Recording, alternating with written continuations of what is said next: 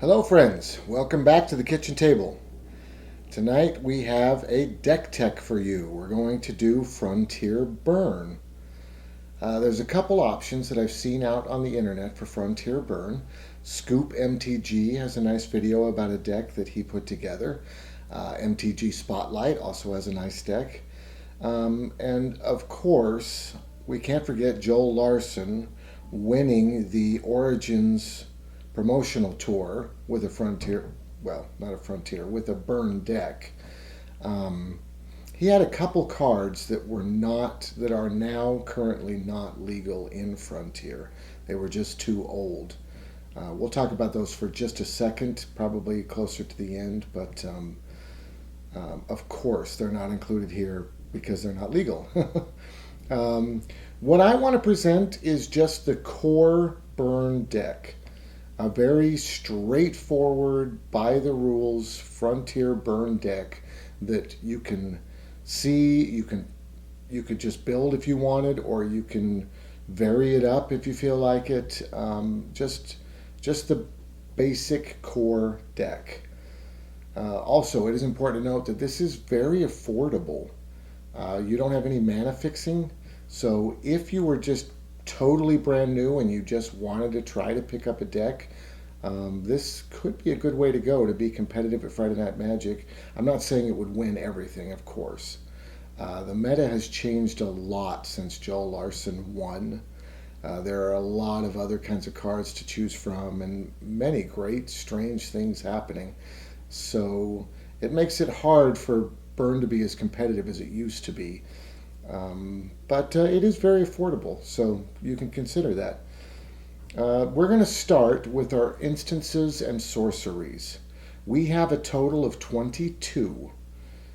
I want to first talk about my requirements even to be a burn spell in the Frontier format, because efficiency is so important for a burn deck. How much damage do you do versus how much mana are you spending? How long does it take you to do 20 points of damage? That's a crucial question for a deck like this. So, for me, there are two major criteria for a spell to be considered a burn spell in Frontier. Number one, the cost. The cost must be less than the amount of damage that the spell does. So if it does 2 points of damage, it needs to cost 1 or less.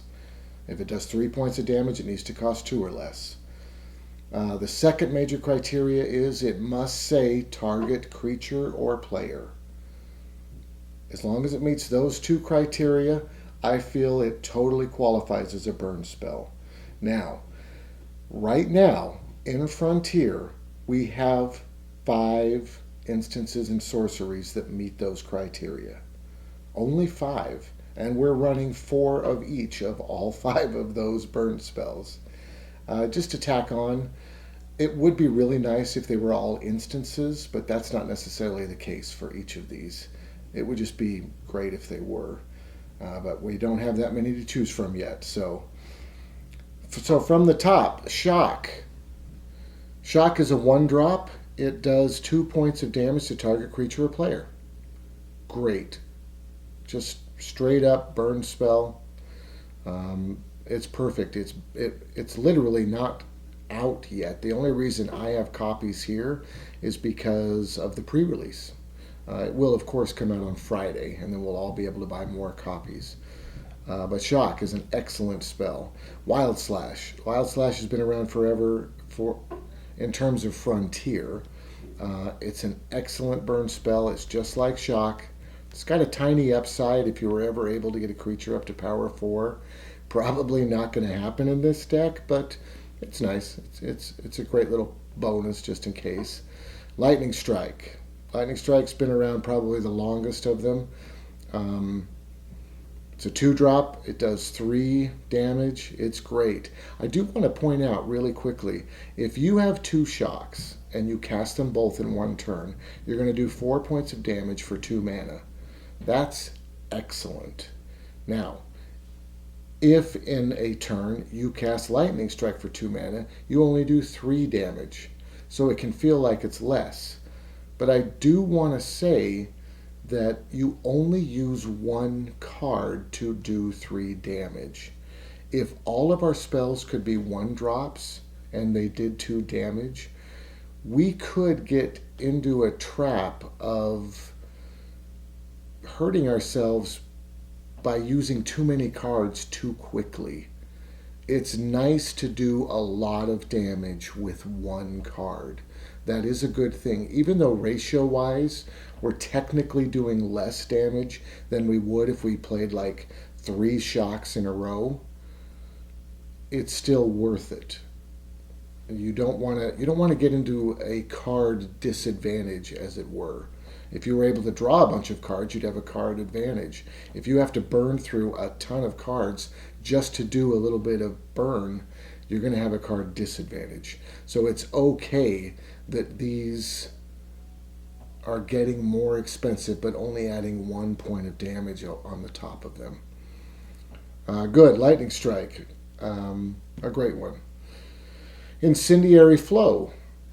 This is another great one, just like Lightning Strike. Now, this one is a sorcery. It's not an instant. I assume they did that because it has this little upside at the bottom that if a creature is destroyed this way, it goes into exile instead of the discard pile.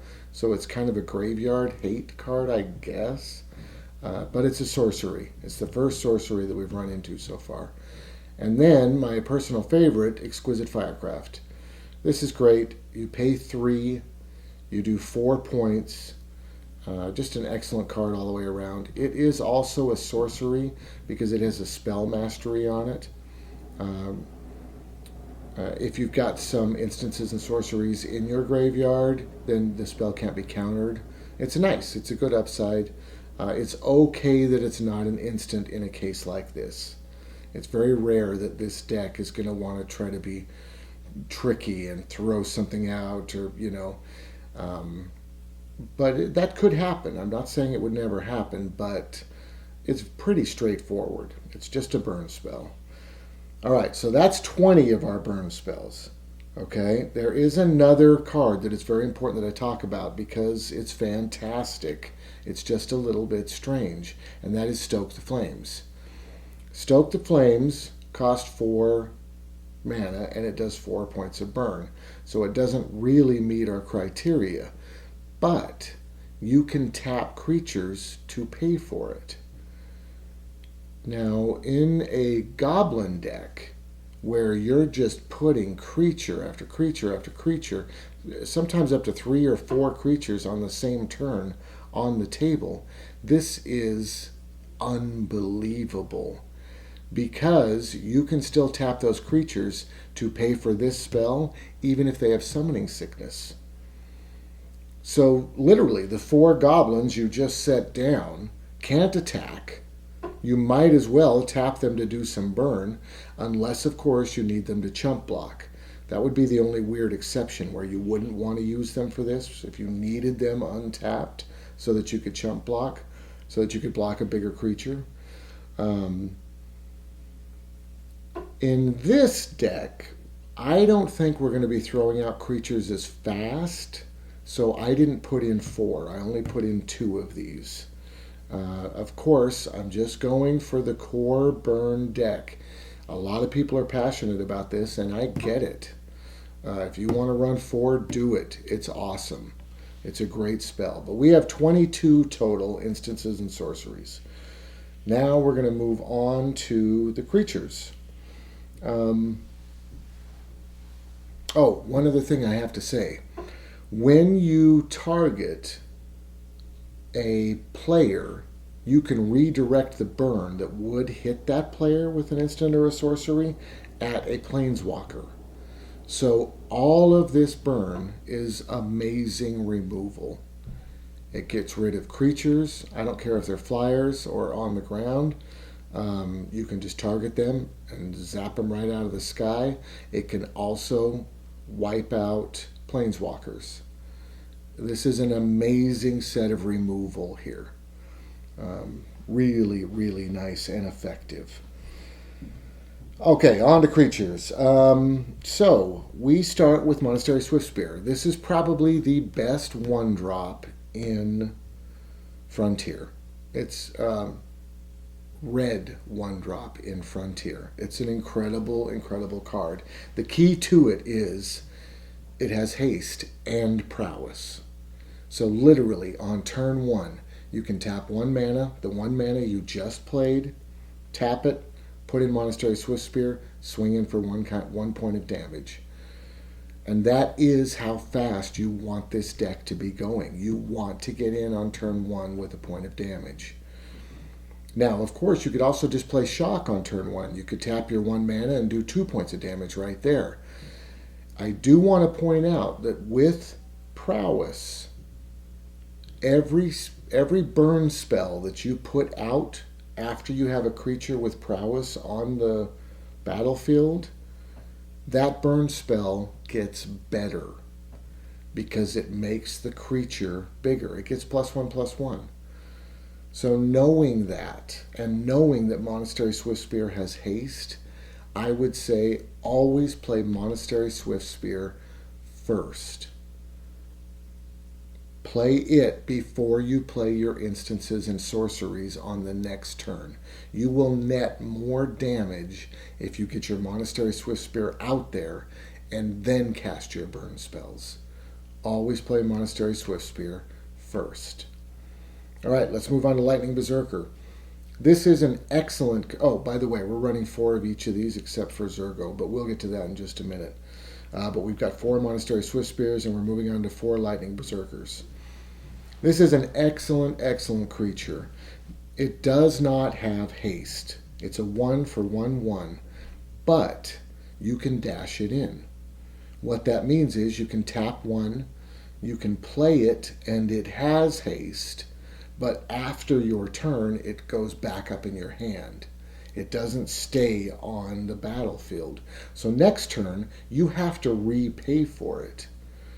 Now, that is kind of a negative, right? You could feel that. Halfway through a game, you could be like, I have to keep paying for this guy. I'm wasting all this mana over and over and over again. But getting that haste is so worth it in a deck that wants to be this fast. Not to mention the fact you can also pump it up.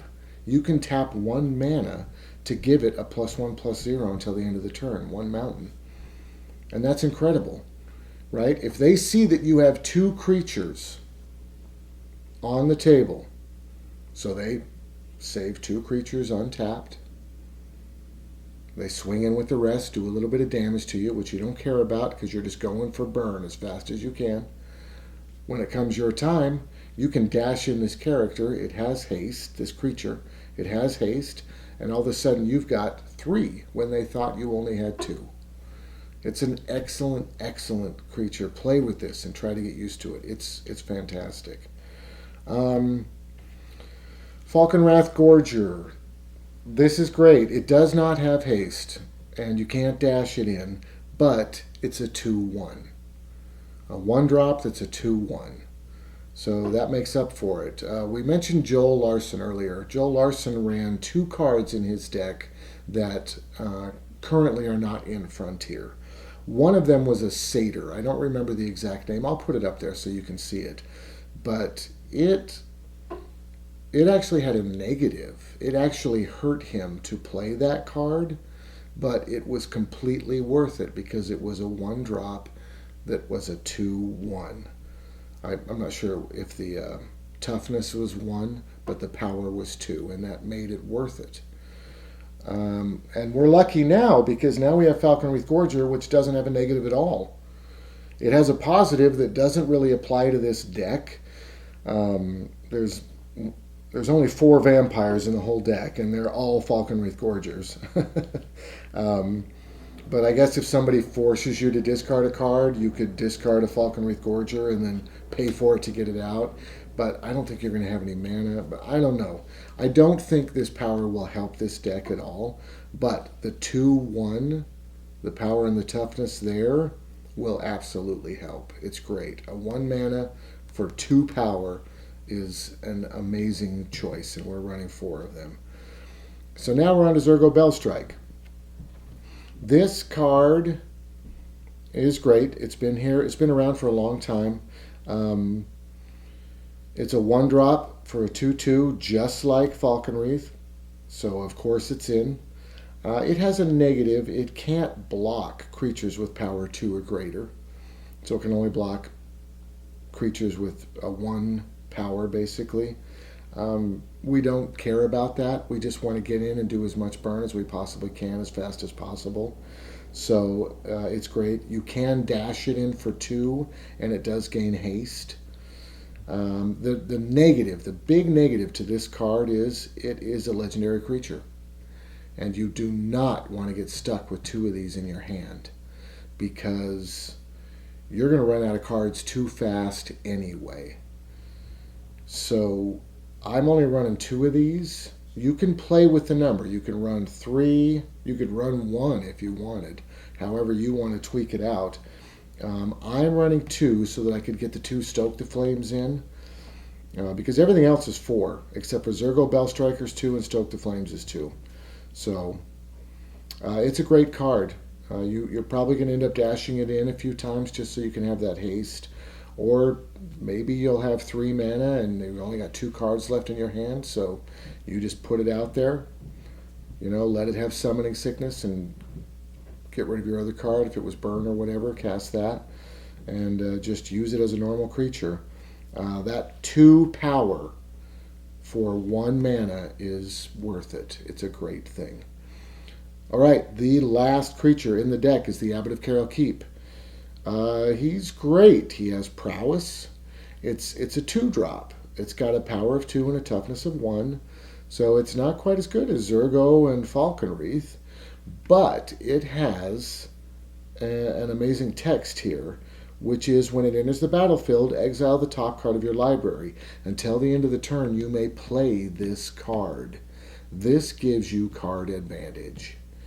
And it's so rare in red that when this came out, Joel used it. Joel Larson used it in his deck. Everybody uses it. It's great. Now, there's a small trap with this, which you need to be careful of. You need to have mana to pay for the card that you flip over from the top of your library. If you flip over an Exquisite Firecraft, which is 3 mana, and you only have 2 mana that you can spend on it, it's just wasted. Okay?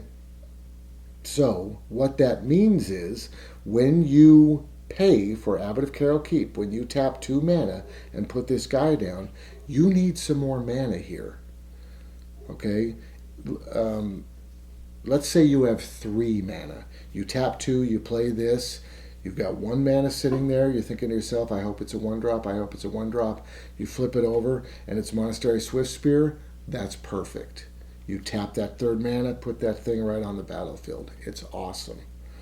Okay, now the only exception to that is land. If it's a land, you can play it as long as you haven't played a land yet. So let's say on turn 2, let's say somehow you got in a really crazy situation, you only have 2 mana, and the last card you have is an Abbot of Keral Keep. Okay, you can tap the 2 mana, play it, hope that it's a land, flip it over. If it is a land, you can play it right then. Okay, now you can also do that even if you have plenty of mana, right? I would suggest that no matter what you're hoping for on the top of your deck, do not play a land until after you have played your Abbot on the same turn. Okay, so let's say it's turn 3. You've got 2 mana. You've got a mana in your hand. You start turn 3. You've also got an Abbot of Keral Keep. Do not put that mana down first and then tap 2 for your Abbot. Don't do that. Tap 2 for your Abbot, put it down, flip over the top card. If it's a land, make that the land you play this turn. And if it's not a land, just play the land out of your hand, and then you can buy whatever you flipped over. Great creature. Definitely has to be in this deck. Very good one. Okay, moving on. Let's talk about. Oh, there's one other Joel Larson card I want to mention. Um, I think it's called Eidolon Reveler or something to that effect. I am going to put the card up. Once again, it is not legal in Frontier. We can't use it.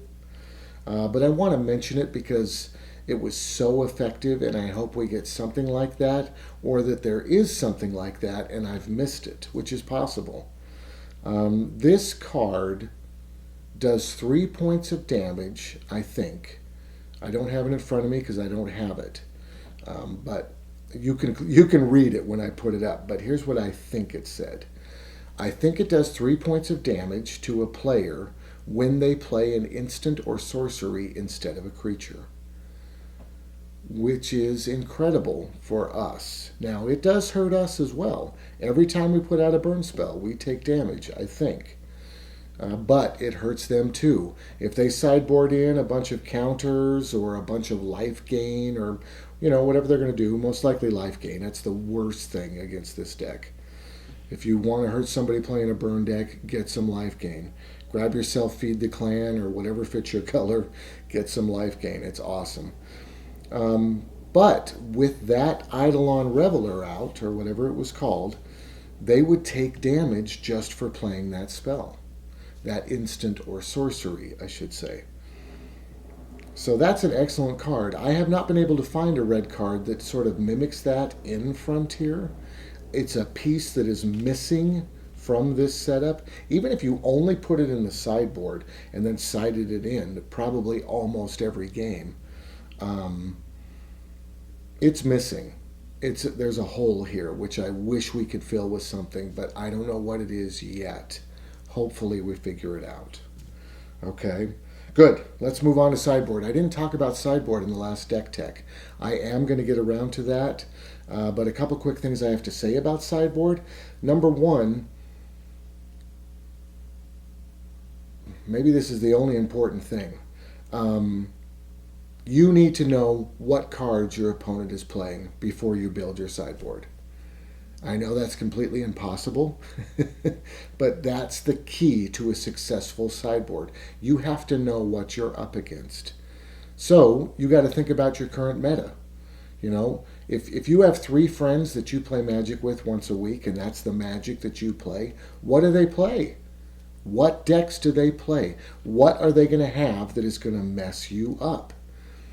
And once you know that, then you can grab cards that you specifically want to put in to stop that from happening. Okay? There's a B part to that, and that is, what are they going to sideboard in against you when they realize you've decided to play your burn deck? So you not only need to know what they play normally, you need to know what they're going to sideboard in when they see what you're playing. There's almost a little mind game with sideboarding. That's why you don't want to show your opponent what you're sideboarding as you're doing it. Try to keep it hidden, because you might not sideboard anything, right? You might say, I know what he's going to switch to, and that's going to mess up, because he knows what I'm going to sideboard in. I know what he's going to sideboard in, or she. And since she's going to sideboard that in, I'm not going to sideboard mine in. You might want to pretend like you're doing it, right? I don't know how you can get into that, but yeah, sideboarding can be kind of a mind game, but it's good. It's a very good thing. So, sideboard for this. Let's just say that you play Friday Night Magic at different stores every week. You have no idea what you're going to be going up against. Is it going to be Emrakul? Is it going to be Siege Rhino? I mean, who knows what. If that is the case, then I would suggest maybe Roast as a sideboard card. It's excellent. It does 5 points of damage to creatures that don't fly, I believe, and it's very affordable because of that negative. But it is great against creatures like Siege Rhino. It's a great choice. If you feel like something like that is coming, if you're playing Frontier, against a large group of people, and you know there's going to be some siege rhinos there, grab yourself some roast. Definitely. Arc Lightning, that's a decent choice. Arc Lightning hits as many creatures as you like until it runs out of energy, of course. I think it does 3. I'll put it up so you can see it. It's great against decks that run little tokens or lots of little guys. You know, it's great against the mirror match for this. If you want to get rid of their Monastery Swiftspear, you can do 2 to that and then 1 to their Lightning Berserker or whatever. You know, you get to split up the damage. So it's nice. It gets rid of small creatures. Smash to Smithereens destroys an artifact. Could be a great choice. If you're going up against some kind of artifact deck. There are a lot of them, we know. Especially right now with Aether Revolt coming out. We're going to be seeing tons of artifacts. Definitely. The last one that I want to mention as a possibility is Bedlam Reveler. Bedlam Reveler tries to solve a very big problem for red decks, which is that you run out of cards. By turn 3, your hand could be empty, and you just don't have any gas. So I would recommend, hi kitty, it's okay, hello, yes I love you. I would recommend that you sideboard in, if you find that you're up against a deck that has a lot of life gain, and you know you need to play longer than you normally can, find a way to draw cards. It is a key to success for this deck. Bedlam Reveler could be a perfect choice. Finally, the last thing. This is a long video. I apologize, guys. I just love talking about this so much. Ranking. I want to rank these decks. Tolarian Community College made an excellent point. He's made it several times, actually. You need to play decks that are the same rank as your friends are playing, or else you're going to beat your friends terribly and they're not going to want to play Magic with you. And that can be rough, right? You need to play for fun. It's okay to win, of course. You want to win, but you want to win on a fair playing field. You want to win with a deck that is as good as your opponent's deck. If your deck is 4 times better than your opponent, of course you're going to win. Anybody could win in that case. It's okay. It's okay. Give me just a second, okay? So I'm going to say this is probably a rank 1.5 or 2 on a scale from 1 to 5.